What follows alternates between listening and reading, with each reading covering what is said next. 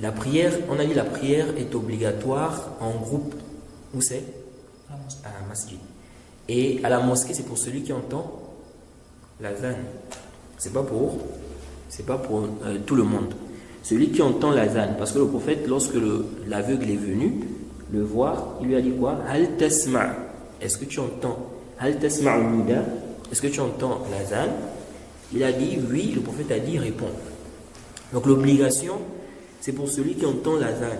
Ça veut dire que celui qui n'entend pas l'azan, il n'est pas obligatoire pour lui de prier à la mosquée. Ici, là, celui qui entend l'azan, il ne s'agit pas, on ne prend pas en compte ici les micros. Parce qu'au temps du prophète, il n'y avait pas quoi? Des micros. Donc, on doit prendre ici en compte l'état, n'est-ce pas, qui était au temps du prophète Mohammed sallallahu alayhi wa sallam. Ça veut dire quoi? À la base, le mu'adhin, il fait l'azan dehors. Il ne fait pas l'azan dans la mosquée. Mais aujourd'hui, comme il y a les micros, il n'y a plus une nécessité de faire l'azan dehors. Parce que déjà, le micro là, le son est déjà, ça frappe déjà. C'est pourquoi on ne doit pas dire que les micros en réalité c'est une bid'a. Non. Parce que le but dans l'azan, il faut qu'on regarde le but. Le but dans l'azan, c'est quoi? C'est de faire parvenir, n'est-ce pas, le message que c'est l'heure de la prière. Donc si aujourd'hui on a les micros et que ça nous permet, parce que au temps du prophète on faisait l'azan dehors, c'est évident et c'est tout à fait normal, parce que dans la mosquée, combien de gens vont entendre l'azan là si on faisait l'azan dans la mosquée? Donc c'est évident qu'on fasse ça dehors et c'est normal. C'est normal qu'on fasse ça dehors. Maintenant, aujourd'hui, il y a les micros. Est-ce qu'on va dire que malgré les micros là, c'est une nécessité d'aller faire l'azan dehors? Parce qu'au temps du prophète, on faisait l'azan dehors. Nous disons non. On peut faire l'azan dans la mosquée du moment où il y a les micros. Maintenant, dans le cas où il y a coupure, il y a des cas comme ça, il y a coupure dans la mosquée. Dans ce cas-là, il ne faut pas faire l'azan dans la mosquée.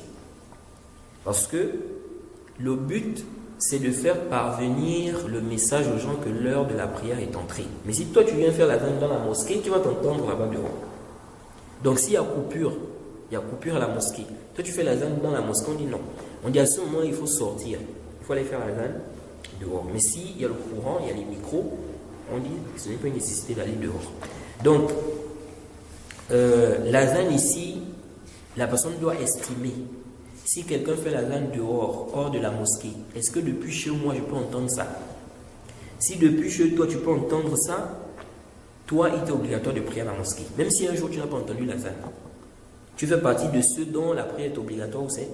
À la mosquée. Tu es dans le hukm de ceux dont la prière est obligatoire à la mosquée. Donc, si on dit ça, le cheikh ici, lorsqu'il dit tout celui dont la prière est obligatoire en groupe, il est obligatoire de prier le Jumu'ah. Selon notre position, là, on peut comprendre que celui dont la prière n'est pas obligatoire à la mosquée, il n'est pas obligatoire de prier quoi? Jumu'ah. Mais ça, c'est pas sahih. Est-ce que tu comprends là? Donc, le Jumu'ah est obligatoire pour tout celui, n'est-ce pas, qui est dans un endroit où on fait Jumu'ah, tant qu'il se trouve dans son lieu de résidence.